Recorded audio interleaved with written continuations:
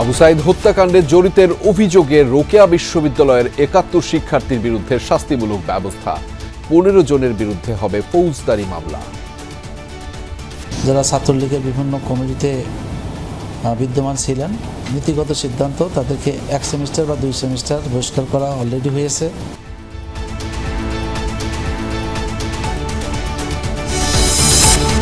বাতিলই থাকছে তারেক রহমানের চাঁদাবাজির ৪ মামলা, লিভ টু আপিল খারিজ, এখনো তার দেশে ফেরার পরিবেশ হয়নি বললেন সালাউদ্দিন।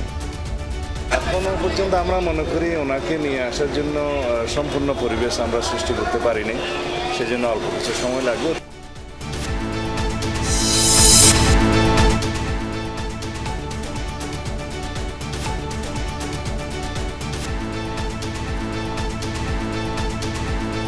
রাজবাড়ীতে সেনাবাহিনীর শীতকালীন মহড়া পরিদর্শন প্রধান উপদেষ্টার, দেশের সার্বভৌমত্ব রক্ষায় সর্বদা প্রস্তুত থাকার নির্দেশ।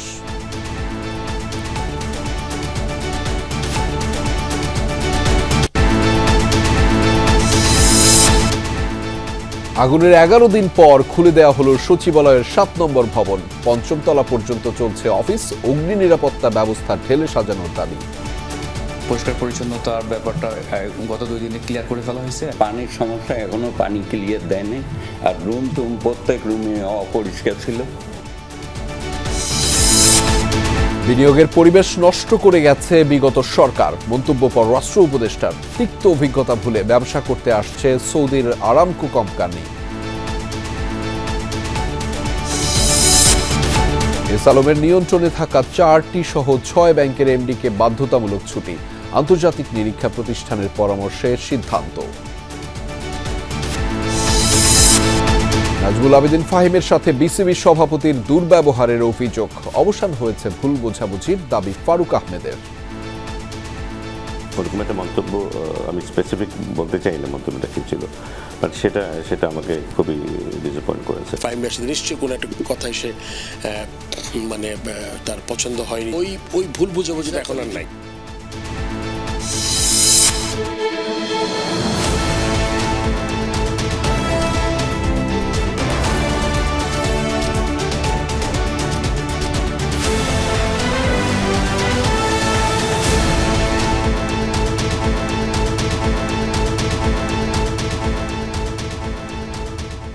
দর্শক, আমন্ত্রণ সন্ধ্যার বাংলাদেশের আয়োজনে আপনাদের সঙ্গে আছি আমি আহমেদ রেজা। এতক্ষণ শিরোনাম দেখছিলেন। কোটা আন্দোলনের সময় রংপুরে বৈষম্য বিরোধী শিক্ষার্থী আন্দোলনের সমন্বয়ক আবু সাইদ হত্যায় জড়িত থাকার অভিযোগে রোকেয়া বিশ্ববিদ্যালয়ের ৫৬ শিক্ষার্থীকে ১ এবং ২ সেমিস্টার করে বহিষ্কারের সিদ্ধান্ত হয়েছে। এছাড়া ১৫ শিক্ষার্থীর বিরুদ্ধে মামলা করারও সিদ্ধান্ত নিয়েছে কর্তৃপক্ষ। অভিযুক্তদের সবাই ছাত্রলীগের নেতাকর্মী। ১০৯তম সিন্ডিকেট সভায় ২ শিক্ষক এবং ৭ কর্মকর্তা কর্মচারীকে চূড়ান্তভাবে বহিষ্কারেরও আলোচনা হয়।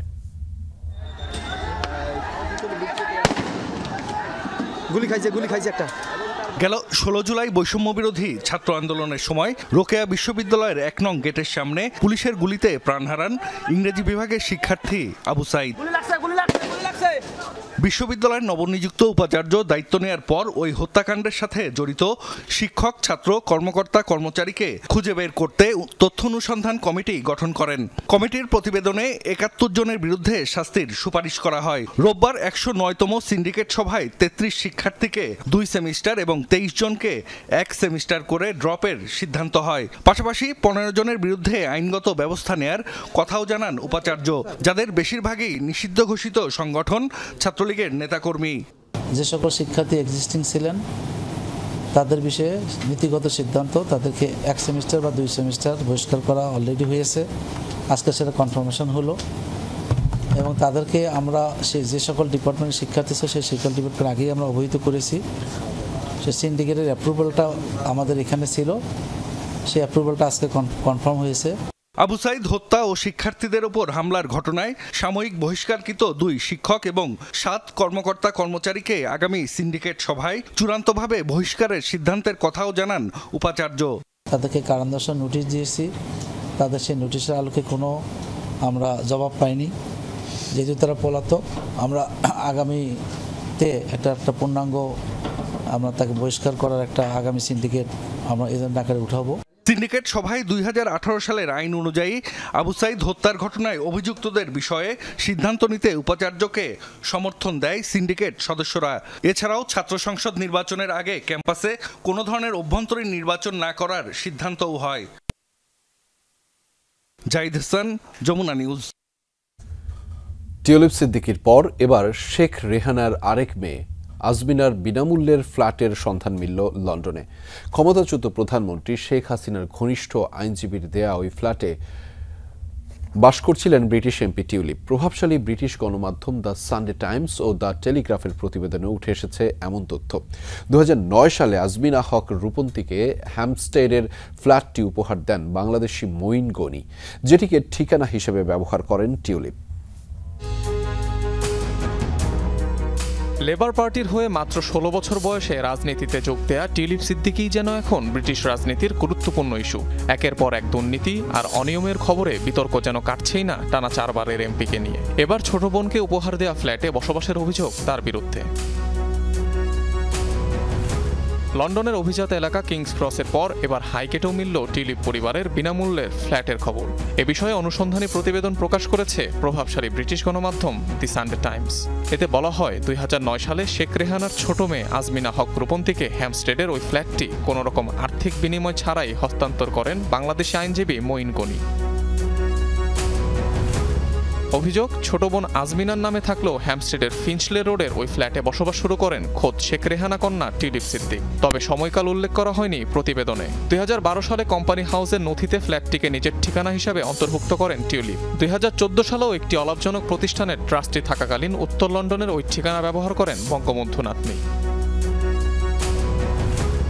সানডে টাইমসের দাবি, 2016 সালেও উপহার পাওয়া ওই ফ্ল্যাটের ঠিকানা ব্যবহার করেন টিউলিপের স্বামী ক্রিশ্চিয়ান পার্সি। এ বিষয়ে কোনো মন্তব্য করতে রাজি হননি ক্ষমতাচ্যুত শেখ হাসিনার ভাগ্নি টিউলিপ সিদ্দিক। তবে তার ঘনিষ্ঠ সূত্রের বরাতে গণমাধ্যমটি জানিয়েছে কেবল একটি নির্দিষ্ট সময়ের জন্যই বোনের ফ্ল্যাটটিতে বসবাস করেছিলেন টিউলিপ। অক্সফোর্ড ইউনিভার্সিটিতে পড়াকালীন শেখ হাসিনা ঘনিষ্ঠ বাংলাদেশি মঈন গনির কাছ থেকে ফ্ল্যাটটি পান আজমিনা সিদ্দিক, যা 6.5 লাখ ইউরোর বিনিময়ে বিক্রি করেন 2021 সালে। বলা হয় এই মঈন যুক্তরাজ্যে বাংলাদেশের পরামর্শক হিসেবে কাজ করেছেন। এর আগে 41 বছর বয়সী টিউলিপের বিরুদ্ধে আওয়ামী লীগ ঘনিষ্ঠ এক ব্যবসায়ীর কাছ থেকে বিনামূল্যে ফ্ল্যাট নেওয়ার খবর ছাপা হয় ব্রিটিশ গণমাধ্যমে। অনিক রহমান, যমুনা নিউজ। গণঅভ্যুত্থানের পর প্রথমবারের মতো শেখ পরিবারের বিরুদ্ধে মামলা করেছে দুদক। আসামি সাবেক মেয়র ফজলে নূর তাপস ও তার স্ত্রীর বিরুদ্ধে 570 কোটি টাকার অস্বাভাবিক লেনদেন, 9 লাখ মার্কিন ডলার পাচার এবং প্রায় 80 কোটি টাকার অবৈধ সম্পদের প্রমাণ মিলেছে। দুদক বলছে তাপস সহ পলাতকদের ফিরিয়ে আনতে আইনি পদক্ষেপ নিতে হবে। দক্ষিণ সিটি কর্পোরেশন সবচেয়ে দুর্নীতি মুক্ত প্রতিষ্ঠানে রূপান্তরিত হয়েছে। নানা কারণে আলোচিত ছিলেন ব্যারিস্টার শেখ ফজলে নূর তাপস। সময়ের পথ পরিক্রমায় দুদকের মামলার জালে শেখ পরিবারের প্রভাবশালী এই সদস্য। দুদক বলছে ঢাকা দক্ষিণের পলাতক সাবেক এই মেয়র ও তার স্ত্রীর বিরুদ্ধে 9 লাখ মার্কিন ডলার পাচারের তথ্য প্রমাণ মিলেছে। এছাড়া তাপসের ব্যাংক হিসেবে মিলেছে 570 কোটি টাকার অস্বাভাবিক লেনদেন ও প্রায় 80 কোটি টাকার অবৈধ সম্পদের প্রমাণ। 5,17,527 মার্কিন ডলার অস্বাভাবিক লেনদেনের মাধ্যমে অপরাধলব্ধ অবৈধ অর্থ গোপন ও আড়াল করার উদ্দেশ্যে জ্ঞাতসারে হস্তান্তর ও স্থানান্তর করে শাস্তিযোগ্য অপরাধ করায় তার বিরুদ্ধে একটি মামলা রুজু করা হয়েছে। শেখ পরিবারের সদস্য হয় কেবল রাজনীতি নয়, আদালত প্রাঙ্গণে আওয়ামী আইনজীবীদের নিয়ন্ত্রণকারী হয়ে উঠেছিলেন ফজলে নূর তাপস। কিন্তু গণঅভ্যুত্থানের মাঝে সস্ত্রীক দেশ ছেড়ে পালিয়ে গেছেন তিনি। যারা পলাতক আছেন তাদেরকে ফিরিয়ে আনার বিষয়ে ফৌজদারি কার্যবিধি অনুসরণ করে পরবর্তী কার্যক্রম গ্রহণ করা হবে এবং এই সংক্রান্ত কার্যক্রম জন্য তদন্তকারী কর্মকর্তা তারা এখতিয়ারবান, তারা ঠিক করবেন কি প্রক্রিয়ায় এবং কিভাবে কখন তাদেরকে দেশে ফিরিয়ে নিয়ে আসা যায়। এদিন প্রশ্ন ফাঁসে গ্রেপ্তার পিএসসির সাবেক গাড়ি চালক সৈয়দ আবেদ আলী জীবন, তার স্ত্রী ও ছেলের বিরুদ্ধে পৃথক 3টি মামলা করেছে দুদক। রাজীব আহমেদ, যমুনা নিউজ, ঢাকা। বিএনপির ভারপ্রাপ্ত চেয়ারম্যান তারেক রহমানের বিরুদ্ধে দায়ের করা চাঁদাবাজির 4টি মামলা বাতিল করে হাইকোর্টের রায় বহাল রেখেছেন আপিল বিভাগ। হাইকোর্টের রায়ের বিরুদ্ধে রাষ্ট্রপক্ষের দায়ের করা লিভ টু আপিল খারিজ করে বিচারপতি মোহাম্মদ আশফাকুল ইসলামের নেতৃত্বাধীন 4 বিচারপতির আপিল বেঞ্চ এই আদেশ দেন। তারেক রহমানের আইনজীবীরা বলছেন, এই রায় প্রমাণ করে রাজনৈতিকভাবে নাজেহাল করতেই তারেক রহমানের বিরুদ্ধে দায়ের করা হয়েছিল একের পর এক মামলা। বিএনপির ভারপ্রাপ্ত চেয়ারম্যান তারেক রহমানের বিরুদ্ধে 2007-08 সালে 17টি মামলা হয়েছিল সেনা সমর্থিত সরকারের আমলে। এর মধ্যে ছিল গুলশান, কাফরুল, শাহবাগ এবং ধানমন্ডি থানায় দায়ের হওয়া চাঁদাবাজির এই 4 মামলা। 5 আগস্ট রাজনৈতিক পট পরিবর্তনের পর অন্য অনেক মামলার মতোই গত 23 অক্টোবর চাঁদাবাজির এই 4 মামলাও বাতিল করে দেয় হাইকোর্ট। হাইকোর্টের এই রায়ের বিরুদ্ধে রোববার রাষ্ট্রপক্ষের লিভ টু আপিলের শুনানি হয় সর্বোচ্চ আদালতে। রাষ্ট্রপক্ষের শুনানি শেষে হাইকোর্টের রায় বহাল রাখা হয় আপিল বিভাগেও। রাষ্ট্রপক্ষের যে আপিল, সেই আপিলটা ডিসমিস করা হয়েছে। তার মানে দাঁড়ালো হাইকোর্ট ডিভিশন মামলাগুলো যে বাতিল করেছিলেন সেই বাতিলের রায় কার্যকর থাকলো। রায়ের মাধ্যমে প্রমাণিত হলো সেই মামলাগুলো মিথ্যা বানোয়াট এবং মামলাগুলোর কোনো আইনগত ভিত্তি ছিল না। আইনজীবীরা বলছেন, এই 4 মামলা প্রমাণ করে এর মাধ্যমে কতটা নির্যাতন এবং রাজনৈতিকভাবে হেয় প্রতিপন্ন করা হয়েছে তারেক রহমানকে। জনাব তারেক রহমান হাঁটতেও পারতেন না, তার যে পিছনের ব্যাকবোন এগুলো ভেঙে ফেলেছিল, এত টর্চার তার উপরে করা হয়েছে। যে তারেক রহমানের যত মামলাই হয়েছে সবগুলাই উদ্দেশ্যপ্রণোদিত এবং রাজনৈতিক উদ্দেশ্যপ্রণোদিত, সেই কারণে তিনি খালাস পেতে পারেন এবং আদালত আজকে 4টি মামলায় ডিসমিস করে দিয়েছে। 111 পরবর্তী এবং আওয়ামী লীগ সরকার মিলিয়ে মোট 82টি মামলা হয় তারেক রহমানের বিরুদ্ধে। তার আইনজীবীরা বলছেন, আর 18 থেকে 19টি মামলা বাতিল হলেই সম্পূর্ণ মামলা মুক্ত হবেন বিএনপির ভারপ্রাপ্ত চেয়ারম্যান। তবে তার দেশে ফেরা মামলার উপর নির্ভর করছে না। 111 সরকারের প্রায় প্রত্যেকটা মামলায় বাতিল হয়ে গেছে। আর শেখ হাসিনা ওয়াজেদের সময় ওনার বিরুদ্ধে মানহানির মামলা দায়ের করা হয়েছিল 64টা ডিস্ট্রিক্টে। সেই মামলার প্রায় 36টা মামলা ইতিমধ্যে খারিজ হয়ে গেছে। এখন গোটা মিলিয়ে মানে ধরেন 18-19টার মতো মামলা আছে। 2008 সালের 11ই সেপ্টেম্বর জামিনে মুক্ত হয়ে চিকিৎসার জন্য সপরিবারে লন্ডনে যান তারেক রহমান। সেখান থেকেই নেতৃত্ব দিচ্ছেন দলকে। আরিফুর রহমান সবুজ, যমুনা নিউজ, ঢাকা। বিএনপির ভারপ্রাপ্ত চেয়ারম্যান তারেক রহমানের দেশে ফেরার জন্য এখনও উপযুক্ত পরিবেশ তৈরি হয়নি, একথা বলেছেন দলের স্থায়ী কমিটির সদস্য সালাউদ্দিন আহমেদ। 2 সপ্তাহের যুক্তরাজ্য সফর শেষে দুপুরে শাহজালাল আন্তর্জাতিক বিমানবন্দরে নেমে তিনি বলেন, শিগগিরই দেশে ফিরবেন বিএনপির ভারপ্রাপ্ত চেয়ারম্যান। কেবল ধারণা নয়, নির্বাচনের সুনির্দিষ্ট রূপরেখা ঘোষণা করতে অন্তর্বর্তী সরকারের প্রতি আহ্বান জানিয়েছেন সালাউদ্দিন আহমেদ। বলেন, নতুন রাজনৈতিক দলকে সব সময় স্বাগত জানায় বিএনপি, তবে সেটি যেন কিংস পার্টি না হয়।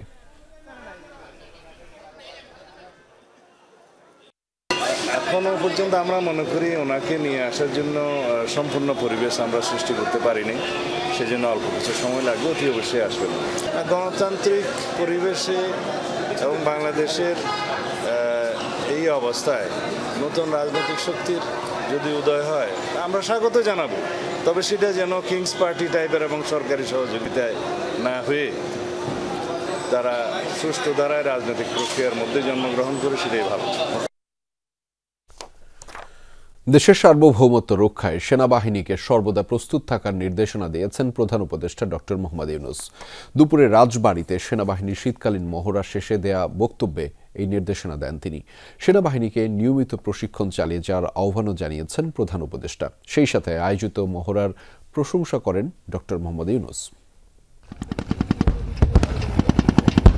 ক্ষিপ্রতা, দক্ষতা আর কৌশলের কাছে কুপকাত শত্রুপক্ষ। রাজবাড়ীতে শীতকালীন মহড়ায় সেই প্রস্তুতির প্রদর্শনী করল সেনাবাহিনীর 55 পদাতিক ব্রিগেড। সরেজমিনে উপস্থিত থেকে মহড়া পরিদর্শন করেন অন্তর্বর্তী সরকারের প্রধান উপদেষ্টা ডক্টর মোহাম্মদ ইউনূস। সাথে সেনাপ্রধান ওয়াকারুজ্জামান সহ ছিলেন ৩ বাহিনীর প্রধানরা। মহড়া শেষে দেয়া ভাষণে বাহিনীর প্রস্তুতিতে সন্তোষ প্রকাশ করেন ডক্টর ইউনূস। এইরকম একটি মহড়ার আয়োজন করতে হলে অনেক পরিশ্রম,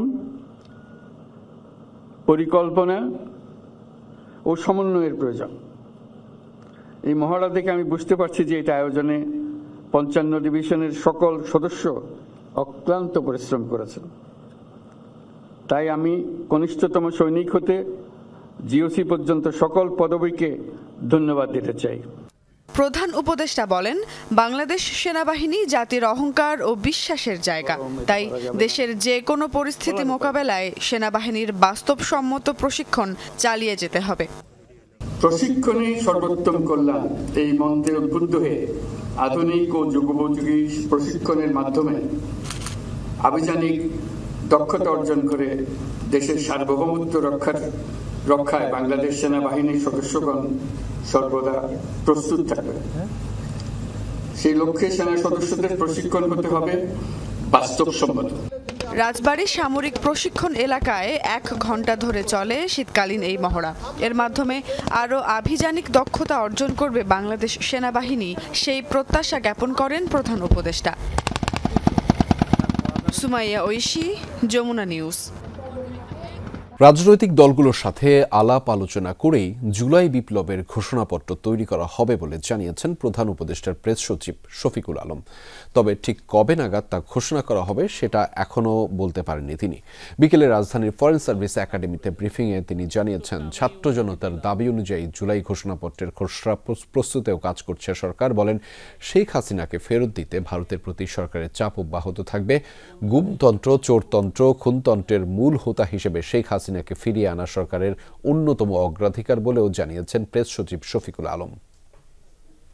জুলাই ঘোষণাপত্র নিয়ে আমরা বেশ কিছু ফোন কল পেয়েছি যে এটা কতদূর, এটা ডেভেলপমেন্ট কি। আমরা শুধুমাত্র এটা বলতে পারি এটা নিয়ে কথাবার্তা হচ্ছে এবং এটা নিয়ে সামনে পলিটিক্যাল পার্টিগুলোর সাথেও কথাবার্তা হবে এবং আমরা আশা করছি যে আপনারা এই বিষয়ে সামনে আরো ডেভেলপমেন্ট দেখবেন। সচিবালয়ে গুরুত্বপূর্ণ ৫ মন্ত্রণালয়ের ফ্লোরে, দেয়ালে, রুমে রুমে আগুনের ভয়াবহতার ক্ষতচিহ্ন। ১১ দিন পর ভবনটি খুলে দেওয়া হলে দেখা যায় ক্ষতিগ্রস্ত প্রতিটি ফ্লোর যেন ধ্বংসস্তূপ। এ অবস্থায় এলজিআরডি, সড়কসহ ৫ মন্ত্রণালয়ের কার্যক্রম এখানে শীঘ্রই শুরু করা কঠিন। যদিও গণপূর্ত সচিব দ্রুত কার্যক্রম শুরুর আশ্বাস দিয়েছেন, তবে আগুন লাগা ভবনে ক্ষতিগ্রস্ত না হওয়া প্রথম থেকে ৫ম তলার অফিস আজ রবিবার থেকে আবার শুরু হয়েছে। কর্মকর্তা কর্মচারীরা সচিবালয়ের অগ্নি নিরাপত্তা ব্যবস্থা ঢেলে সাজানোর দাবি করেছেন। এখনও পোড়াবাড়ি সচিবালয়ের ৭ নম্বর ভবনের ৫টি ফ্লোর। আগুনের ক্ষতচিহ্ন চারদিকে, খসে পড়েছে বেশিরভাগ দেয়ালের পলেস্তারা, পুড়ে ছাই হয়ে পড়ে আছে অনেক নথি, ফাইল ও আসবাবপত্র। রুমে রুমে দেখা গেছে পোড়া টেবিল চেয়ার। আগুনে সবচেয়ে ক্ষতিগ্রস্ত হয়েছে স্থানীয় সরকার মন্ত্রণালয়ের ৭ম ও ৮ম তলা। পুরোপুরি পুড়ে গেছে সচিবের রুম, পুড়েছে উপদেষ্টার কক্ষ। সড়ক পরিবহন, যুব ক্রীড়া, টেলিযোগাযোগ ও শ্রম মন্ত্রণালয় আগুনে যেভাবে ক্ষতিগ্রস্ত হয়েছে, এতে শিগগিরই স্বাভাবিক কার্যক্রম ফিরে আসা কঠিন। খুবই মারাত্মকভাবে ক্ষতিগ্রস্ত হয়েছে। প্লাস্টারগুলোর কিন্তু টোটালি অলমোস্ট আপনার ধ্বংস হয়েছে। কলসিলের ভিতরে আসলে টোটালি আপনার একদম পরিত্যক্ত অবস্থায় আছে। আগুন লাগা ৭ নম্বর ভবন পরিদর্শন করেছে গণপূর্ত সচিব। জানান, ক্ষতিগ্রস্ত ৫ মন্ত্রণালয়ের ধ্বংসস্তূপ সরাতে কাজ চলছে। দ্রুত কর্মপরিবেশ ফিরিয়ে আনার আশ্বাস দিয়েছেন তিনি। আর উপরেরটা আমরা শুরু করবো কাজ, ১০-১২ দিন লাগবে সর্বোচ্চ, এর বেশি হয়তো আমরা করে দিতে পারবো। ১-২ দিনের দিক থেকে হইতেও পারে, বাট আমরা চেষ্টা করবো যত তাড়াতাড়ি সম্ভব করে শেষ করে দিতে। যে পরিমাণ ড্যামেজ হয়েছে সেটা আসলে একটু সময় লাগার কথা। খুব স্বল্প সময় যে এটি রিবিল করা যাবে বলে আমি মনে করি না। পোড়া ফ্লোরগুলোতে কাজ শুরুর অপেক্ষা বাড়লেও ৭ নম্বর ভবনের ১ম থেকে ৫ম তলা পর্যন্ত মন্ত্রণালয়গুলোর কাজ শুরু হয়েছে আগুনের ১১ দিন পর। যদিও ইন্টারনেট ও পানির লাইন ঠিক হয়নি এখনো। আজকে থেকে কাজ আমরা পুরোদমে শুরু করেছি। পরিষ্কার পরিচ্ছন্নতার ব্যাপারটা গত 2 দিনে ক্লিয়ার করে ফেলা হয়েছে। পানির সমস্যা, এখনো পানি ক্লিয়ার দেয় নাই। আর রুম টুম প্রত্যেক রুমে অপরিষ্কার ছিল। লোক দিয়ে লেবার দিয়ে আমরা পরিষ্কার করাইছি। ইলেকট্রিসিটি লাইন লেগেছে এবং কিছু আমরা এখন যেটা করছি সেটা হচ্ছে যে ক্ষয়ক্ষতির একটা তালিকা করছি।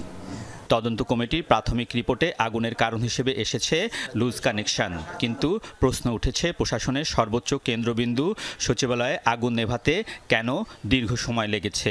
সবচেয়ে দেশের সেন্সিটিভ জায়গা এবং দেশের আসলে বলবো যে যেখান থেকে দেশ পরিচালনা হয় সেখানে আমি মনে করি যে এটাকে সিকিউরিটি এবং ফায়ার সেফটির দিক থেকে হাইয়েস্ট পর্যায়ে আসলে মেজার নেওয়া উচিত বলে আমি মনে করি এবং এটা আমাদের জন্য একটা লার্নিং। কর্মকর্তাদের দাবি সচিবালয়ের অগ্নি নিরাপত্তা ব্যবস্থা আধুনিকায়নের, বিভিন্ন সময়ে যেসব কর্মপরিকল্পনা দেয়া হয়েছে তা দ্রুত বাস্তবায়নের। আলমগীর স্বপন, যমুনা নিউজ, ঢাকা। আওয়ামী লীগ সরকারের কারো কারো অসহযোগিতার কারণে বিশ্বের বৃহত্তম তেল কোম্পানি আরামকো একাধিকবার চেষ্টা করেও বাংলাদেশে বিনিয়োগ করতে পারেনি। এ অভিযোগ করেছেন সৌদি রাষ্ট্রদূত ইসা বিন ইউসুফ আল দুহাইলান। অভিযোগের সত্যতা স্বীকার করে পররাষ্ট্র উপদেষ্টা তার সমাধানের তাগিদ দিয়েছেন। আর অর্থ উপদেষ্টা জানিয়েছেন, সৌদির আরামকোর মতো দক্ষিণ কোরিয়ার স্যামসাং কোম্পানিকেও বিনিয়োগ করতে দেয়নি বিগত সরকার। বাংলাদেশে সৌদি আরবের বিনিয়োগ ও বাণিজ্য সম্ভাবনা নিয়ে গবেষণা করেছে পররাষ্ট্র মন্ত্রণালয় ও বেসরকারি সংস্থা পলিসি এক্সচেঞ্জ বাংলাদেশ। সেই রিপোর্টের প্রকাশনা অনুষ্ঠানে সৌদি আরবকে বাংলাদেশের অকৃত্রিম বন্ধু উল্লেখ করে রাষ্ট্রদূত বলেন, ঢাকার কোনো ইস্যুতে না নেই রিয়াদের। তবে সৌদি বিনিয়োগকারীরা এদেশে আসতে আগ্রহী হলেও নানা মারপ্যাচে তাদের নিরুৎসাহিত করার অভিজ্ঞতা তুলে ধরেন প্রভাবশালী এই কূটনীতিক। নিজ দেশের তেল কোম্পানি আরামকো একাধিকবার চেষ্টা করেও কেন এখানে বিনিয়োগে সফল হয়নি তাও জানান রাষ্ট্রদূত।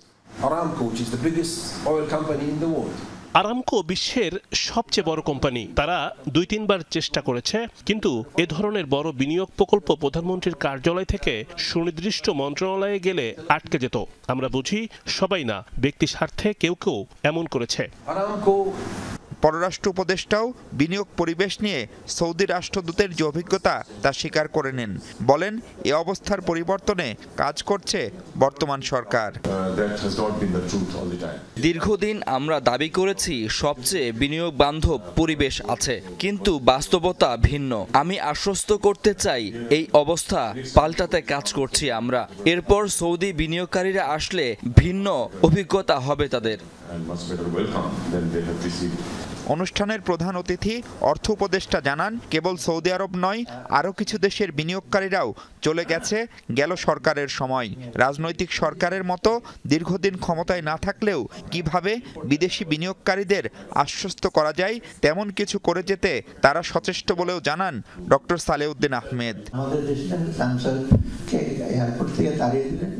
আরামকোর মতো ঘটনা কোরিয়ার কোম্পানি স্যামসাংয়ের সাথেও ঘটেছে। পরে তারা ভিয়েতনামে বিনিয়োগ করেছে। কেবল দুর্নীতি নয়, নীতিগতভাবেও অনেক ভুল ছিল তখন। এই সরকারে আমরা যারা আছি তারা বেশি দিন থাকবো না, কিন্তু ভালো কিছু কাজ করে পদচিহ্ন রেখে যেতে চাই।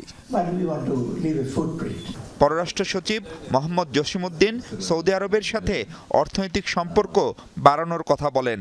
সে কাজে সরকার অবকাঠামো ও সুশাসনের ক্ষেত্রে যেসব সংস্কার উদ্যোগ নিয়েছে সেগুলো সহায়ক হবে বলেও মনে করেন তিনি।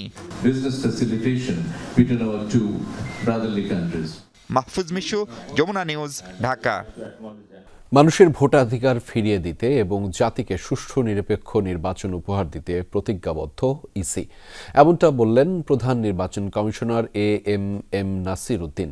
তার মন্তব্য, গত 15 বছর ধরে নির্বাচন কলুষিত হয়েছে। জানিয়েছেন, ভোটারদের আস্থায় আনতে প্রয়োজনীয় সবকিছুই করবে কমিশন।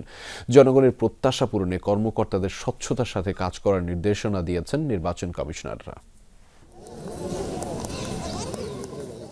গেল বৃহস্পতিবার খসড়া ভোটার তালিকা প্রকাশ করে নির্বাচন কমিশন। নতুন 18 লাখ ভোটারের নাম লিপিবদ্ধ হয়েছে তালিকায়। স্বচ্ছতা আনতে এবার প্রত্যেক ভোটারের তথ্য যাচাই বাছাই করা হবে। 20 জানুয়ারি থেকে বাড়ি বাড়ি গিয়ে শুরু হবে হালনাগাদ কার্যক্রম। আমি আমার বর্তমান অবস্থান থেকে এরই ধারাবাহিকতায় কর্মকর্তাদের প্রশিক্ষণের আয়োজন করেছে ইসি। গত 15 বছরে নির্বাচন ব্যবস্থার উপর আস্থাহীনতা তৈরি হয়েছে, তবে পরিবর্তিত পরিস্থিতিতে বিশ্বাস ফেরানোর চেষ্টা করছে ইসি। যা কমিশনারদের সামনে বড় সুযোগ। গ্রহণযোগ্য নির্বাচন অনুষ্ঠানে কোনো অস্বচ্ছতা বরদাস্ত করা হবে না জানান কমিশনাররা। আপনার লিডারশিপের উপরেই আমার মনে হয় নির্ভুল ভোটার তালিকা প্রণয়নের একটা অন্যতম ফ্যাক্টর। মানুষের অনীহা আস্থার ভাব মানুষের সৃষ্টি করতে হবে, আর সেই আস্থার ভাব সৃষ্টি হবে প্রথম দিন থেকে। আপনি যে যাচ্ছেন আপনি আস্থার ভাব সৃষ্টি করবেন। একটা একটা করে তালিকা আমাদেরকে চেক করতে হবে। এবার অপরাপর সময়ের মতন গতানুগতিকভাবে করলে হবে না। গতানুগতিকভাবে করলে পারে আমাদের যে সীমাবদ্ধতার কথাগুলো আমি শুরুতেই বললাম, পারসেপশনের কথা বললাম, মানুষের ধারণার কথা বললাম, এগুলো থেকে যাবে। আমরা নির্বাচন যেভাবে কলুষিত হয়েছে সেইটাকে পুনরুদ্ধার করার জন্য আমাদের যা যা করার লাগে তাই করব। আবারও অনুরোধ করছি, সামান্যতম অবহেলা, সামান্যতম অস্বচ্ছতা, সামান্যতম ফাঁকিবাজি যাতে না হয়। একটা সঠিক ভোটার তালিকা চাই, যেটা একটা ক্রেডিবল ইলেকশনের জন্য, নির্বাচনের জন্য পূর্বশর্ত। সিইসি বলেন, ক্রান্তি লগ্নে কমিশন দায়িত্ব নিয়েছে, তাই জনগণের প্রত্যাশাও অনেক বেশি।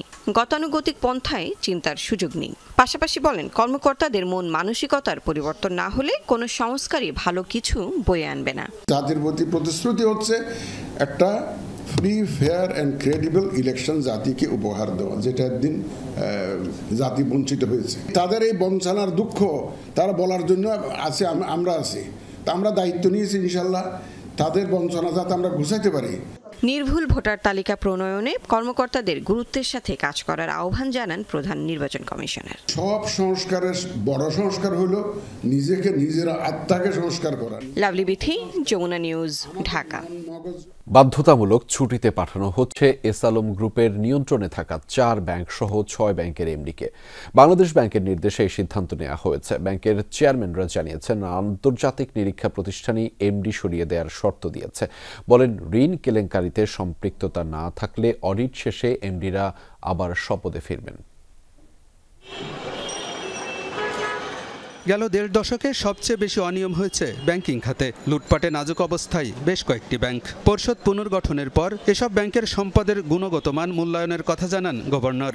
এরই মধ্যে কেপিএমজি এবং আর্নেস্টিং নামে 2টি বিদেশি নিরীক্ষা প্রতিষ্ঠান নিয়োগ দিয়েছে বাংলাদেশ ব্যাংক। প্রাথমিক পর্যায়ে 6টি ব্যাংকের সম্পদ মূল্যায়ন করবেন 2টি প্রতিষ্ঠান। নিরীক্ষা প্রতিষ্ঠানের পরামর্শে ঋণ কেলেঙ্কারিতে সমালোচিত 6 ব্যাংকের এমডিকে বাধ্যতামূলক ছুটিতে পাঠানোর কথা জানিয়েছেন ব্যাংকের চেয়ারম্যানরা। ব্যাংকগুলো হচ্ছে ফার্স্ট সিকিউরিটি ইসলামী ব্যাংক, গ্লোবাল ইসলামী, এসআইবিএল, ইউনিয়ন, এক্সিম এবং আইসিবি ইসলামী ব্যাংক। এরই মধ্যে এ সিদ্ধান্ত কার্যকর করেছে বেশিরভাগ ব্যাংক। এটা রিকোয়ারমেন্ট অফ দি অডিটর্স। তারা চান যে তারা যে কার্যক্রম করবেন এটা আনইন্টারাপ্টেড হওয়া দরকার। ওই সময় যারা দায়িত্ব পালন করেছেন তাদের উপস্থিতিটাকে তারা ওয়েলকাম করছেন না। একটা নির্দিষ্ট সময়ের জন্য, যতদিন পর্যন্ত এই কার্যক্রম চলবে ততদিন পর্যন্ত তারা যাতে আউট অফ ডেস্ক থাকেন। অডিট করার সময় এমডি সাহেবরা থাকলে ওই কোম্পানি মনে করতেছে আমাদের কনফ্লিক্ট অফ ইন্টারেস্ট তৈরি হবে। আমরা যে জন্য যাবি তারা এখানে আমাদেরকে বাধা দিবে কিংবা আমাদের কাজটার প্রতি তারা ইনফ্লুয়েন্স খাটাবে, এই জন্যই তাদেরকে ছুটি দিল, আর কিছু নাথিং এলস। প্রথম পর্যায়ে 6টি ব্যাংক নিরীক্ষা করা হলেও পর্যায়ক্রমে সব ব্যাংকই নিরীক্ষার আওতায় আসবে। ঋণ কেলেঙ্কারিতে ব্যাংকের এমডি সহ অন্য কোনো কর্মকর্তা জড়িত থাকলে ব্যাংক কোম্পানি এবং দেশের প্রচলিত আইনে বিচার হবে বলে জানান ব্যাংকের চেয়ারম্যানরা। দায়ী হবে এই কাজের জন্য তাদের ব্যাপারে তো দেশের আইন, ব্যাংকিংয়ের আইন, দেশের আইন সব মিলিয়ে ব্যবস্থা নেওয়া হবে। হ্যাঁ, এটা স্বাভাবিক প্রক্রিয়া, এটা হবে। প্রমাণ ছাড়া তো কারোর ব্যাপারে কোনো অ্যাকশন নিতে পারবেন না আপনি, আর নির্দোষ কারোর ব্যাপারে আপনি কোনো ব্যবস্থা নিতে পারেন না। ঋণ কেলেঙ্কারিতে কোনো সম্পৃক্ততা না থাকলে নিরীক্ষা শেষে ব্যাংকের এমডিরা আবারও স্বপদে ফিরবেন বলেও জানান ব্যাংকের চেয়ারম্যানরা। এমডির যদি সংশ্লিষ্ট না থাকে চলে আসবে। আলমগীর হোসেন, যমুনা নিউজ, ঢাকা। রাজবাড়ী সামরিক প্রশিক্ষণ এলাকায় শীতবস্ত্র বিতরণ করেছেন সেনাবাহিনী প্রধান জেনারেল ওয়াকারুজ্জামান।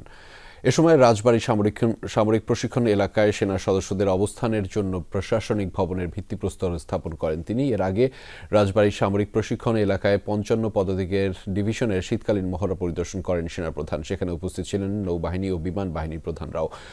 মহড়া পরিদর্শনে আসেন প্রধান উপদেষ্টা ডক্টর মোহাম্মদ ইউনূস। মহড়া শেষে দেয়া ভাষণে শীতকালীন মহড়ার কৌশল ও দক্ষতার প্রশংসা করেন প্রধান উপদেষ্টা। বিপিএলে ম্যাচ চলাকালীন প্রেসিডেন্ট রুমে নাজমুল আবেদিন ফাহিমের সাথে বিসিবি সভাপতির দুর্ব্যবহার। কাজে বাধা আসলে ক্রিকেট বোর্ডে থাকতে চান না এই পরিচালক। যমুনা টেলিভিশনকে দেয়া সাক্ষাৎকারে এমনটাই জানিয়েছেন নাজমুল আবেদিন।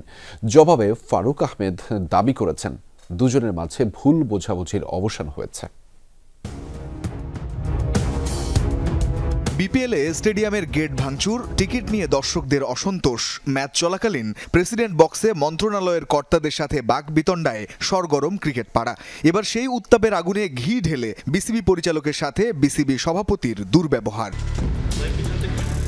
যমুনা টিভির কাছে খবর, বিপিএল চলাকালীন সভাপতির রুমে ক্রীড়া মন্ত্রণালয়ের কর্তাদের সামনেই নাজমুল আবেদিন ফাহিমকে অপদস্থ করেছেন ফারুক আহমেদ। বিষয়টি নিয়ে সরাসরি অভিযোগ না করলেও কাজে যে সমস্যা হচ্ছে তা রাগঢাক না করেই জানিয়েছেন নাজমুল আবেদিন ফাহিম। ওরকম একটা মন্তব্য আমি স্পেসিফিক বলতে চাই না মন্তব্যটা কি ছিল, বাট সেটা আমাকে খুবই ডিসঅ্যাপয়েন্ট করেছে এবং সেটা বুঝিয়ে দিয়েছে যে এই মুহূর্তে ক্রিকেট বোর্ডের প্রেসিডেন্ট হয়তো সেভাবে আমাকে তার কনফিডেন্সে নিচ্ছেন না। আমি জানি না কেন প্রেসিডেন্ট একটা কমেন্ট করেছেন আমার ব্যাপারে একটা কমেন্ট করেছিলেন। বিষয়টি নিয়ে যোগাযোগ করা হলে বিসিবি সভাপতি ফারুক আহমেদ জানান তিনি সিলেটের পথে, সেখানে পৌঁছেই জবাব দেবেন। নাজমুল আবেদিন ফাহিমের সাথে একই ফ্লাইটে সেখানে পৌঁছে হোটেল লবিতে যমুনা টেলিভিশনের মুখোমুখি হন বিসিবি বস। দাবি করেন অবসান হয়েছে ভুল বোঝাবুঝির। হয়তো বা লাইক হিট অফ দ্য মোমেন্টও বলবো না, হয়তো ওই সময় একটা কোনো কথা হয়তো বা আমি তখন আমার ওরকম করে মনেও করতে পারি না, হয়তো বা ফাহিমের সাথে নিশ্চয়ই কোনো একটা কথা এসে মানে তার পছন্দ হয়নি, এই ধরনের কথা না, এই টাইপ কোনো কথা হলে হতে পারে, বাট এক্স্যাক্টলি আমার মনে নেই এক্স্যাক্টলি কি বলেছি আমি। সো ওই ভুল বুঝাবুঝিটা এখন আর নাই। মাঠে যখন সেরাটা দিয়ে বিপিএল এর মঞ্চ মাতাচ্ছেন ক্রিকেটাররা, তখন মাঠের বাইরে আলোচনা সমালোচনা চলছেই ক্রিকেট বোর্ড নিয়ে। রঞ্জন শান্ত, যমুনা স্পোর্টস। বিতর্কিত বক্তব্য দেওয়ার জন্যই গণ অধিকার পরিষদের সহসভাপতি ফারুক হোসেনের সাথে অপ্রীতিকর ঘটনা ঘটেছে বলে দাবি করেছেন গণঅভ্যুত্থানে আহত শিক্ষার্থীরা। এমন ঘটনার ক্ষমা প্রার্থনাও করেছেন তারা, তবে তাদের ক্ষমা করা হবে না বলে জানিয়েছেন গণ অধিকার পরিষদের নেতারা। দোষীদের গ্রেফতারে 24 ঘন্টার আলটিমেটামও দেওয়া হয়েছে দলটির পক্ষ থেকে। রবিবার শহীদ মিনারের ঘটনায় নিজেদের অবস্থান তুলে ধরতে বিকেলে জাতীয় চক্ষু বিজ্ঞান ইনস্টিটিউট ও হাসপাতালে সংবাদ সম্মেলনের আয়োজন করে গণ অভ্যুত্থানে আহত শিক্ষার্থীরা। শিক্ষার্থীরা বলেন ফারুক হোসেনকে ছুরিকাঘাত করা হয়েছে। গণ অধিকার পরিষদের পক্ষ থেকে এমন মিথ্যা প্রচারণা চালানো হচ্ছে। যারা দেশের গণতন্ত্র ফিরিয়ে আনতে অস্ত্রের বিরুদ্ধে দাঁড়িয়েছে তাদের বিষয়ে প্রোপাগান্ডা না ছড়াতে গণ অধিকার পরিষদের প্রতি আহ্বানও জানান তারা। আহতরা ক্ষিপ্ত হয়েছে, আপনার সাথে দুটো একটা কথা বলেছে, আপনার কলার ধরেছে। আমি আমার পক্ষ থেকে, আমার আহত ভাইদের পক্ষ থেকে মাপ চাই আপনার কাছে। যদি বলেন হাত জোর করে মাপ চাইতে, আমি হাত জোর করে মাপ চাবো আমার এই আহত ভাইদের পক্ষ থেকে। কিন্তু সর্বপ্রথম আপনাকে এবং আপনার দলের যারা কর্মী আছে তাদেরকে ঠান্ডা হতে বলবেন। পুরো ঘটনা নিয়ে রাজনীতি না করতে সকলের প্রতি আহ্বানও ছিল আহতদের। আহত ও শহীদ পরিবারের মান সম্মান নিয়ে আপনি খেলা করতেছেন, এই কথা বলার পরে জাতীয় ঐক্য পরিষদের মুখপাত্র ফারুক সাহেবের সাথে কিছু ব্যক্তিত্ব ছিল, তার নেতাকর্মী ছিল। আমাদের ওই ভাইয়ের কলার টেনে স্টেজের পিছে নিয়ে যাওয়া হয়, নিয়ে যেয়ে আমাদের ভাইদের উপরে অতর্কিত হামলা করে। একই ঘটনায় শহীদ মিনারে পাল্টা বিক্ষোভ কর্মসূচি পালন করা হয় গণ অধিকার পরিষদের পক্ষ থেকে। চিহ্নিত অপরাধীদের দ্রুত আইনের আওতায় নিয়ে আসার দাবিও জানান তারা। আইন নিজের হাতে তুলে নিয়েই এই শহীদ মিনারে এনে বিচার করব। ওরা নাকি ক্ষমা চেয়েছে, এইভাবে সিনেমা স্টাইলে মেরে ক্ষমা চাইলে ক্ষমা হবে না, হবে না। আমরা এত হাতেম তাই না। আমরা স্বরাষ্ট্র উপদেষ্টাকে 24 ঘন্টার আলটিমেটাম দিচ্ছি। এই 24 ঘন্টার মধ্যে যারা ফারুকের উপর হামলা চালিয়েছে তাদেরকে গ্রেফতার না করা হলে এই স্বরাষ্ট্র উপদেষ্টাকে আমরা পদত্যাগ করতে বাধ্য করব। প্রয়োজনে এই সচিবালয় ঘেরাও করা হবে। পুরো ঘটনায় পুলিশের ভূমিকা নিয়ে ক্ষোভ প্রকাশ করেন গণ অধিকার পরিষদের নেতারা। ভাস্কর ভাদুরী, যমুনা নিউজ, ঢাকা। মুন্সিগঞ্জে ছাত্রদল ও ছাত্রলীগ কর্মীদের মধ্যে সংঘর্ষে অন্তত 10 জন আহত হয়েছে। দুপুর 1:30টার দিকে পলিটেকনিক ইনস্টিটিউটের সংঘাতে জড়ায় তারা। পুলিশ জানিয়েছে প্রতিষ্ঠানটির বিভিন্ন বিভাগের ভাইবা পরীক্ষা চলছিল। এ সময় নিষিদ্ধ ঘোষিত সংগঠন ছাত্রলীগের নেতা মাহমুদুল হাসান তারিফ ও শাহবাজ আশিকের অনুসারীরা সেখানে উপস্থিত হলে শিক্ষার্থী ও ছাত্রদল কর্মীরা প্রতিবাদ জানায়। এতে উত্তেজনা দেখা দেয়। এক পর্যায়ে সংঘর্ষ বেঁধে যায় দুই পক্ষের। সংঘর্ষে ছাত্রদলের 4 ও ছাত্রলীগের 2 কর্মী সহ 10 জন আহত হন। পুলিশ ও সেনাবাহিনী ঘটনাস্থল থেকে আহতদের উদ্ধার করে মুন্সিগঞ্জ জেনারেল হাসপাতালে পাঠায়। এই ঘটনার পর বিশৃঙ্খলায় জড়িত সন্দেহে 9 জনকে পুলিশ হেফাজতে নেওয়া হয়েছে। নিষিদ্ধ ঘোষিত ছাত্র সংগঠনের কিছু ছাত্র ঢুকে পড়লে স্থানীয় ছাত্র জনগণ এবং প্রতিষ্ঠানের ছাত্ররা তাদের নিবৃত্ত করার চেষ্টা করার সময় তাদের মধ্যে উত্তেজনার সৃষ্টি হয়। উত্তেজনা সংবাদ পেয়ে আমরা ইনস্টিটিউটে গিয়ে ইনস্টিটিউটের পরিস্থিতি নিয়ন্ত্রণে আনি। দর্শক, এই ছিল আজকে সন্ধ্যার বাংলাদেশের আয়োজনে। এতক্ষণ আমাদের সাথে থাকার জন্য আপনাদের সবাইকে ধন্যবাদ।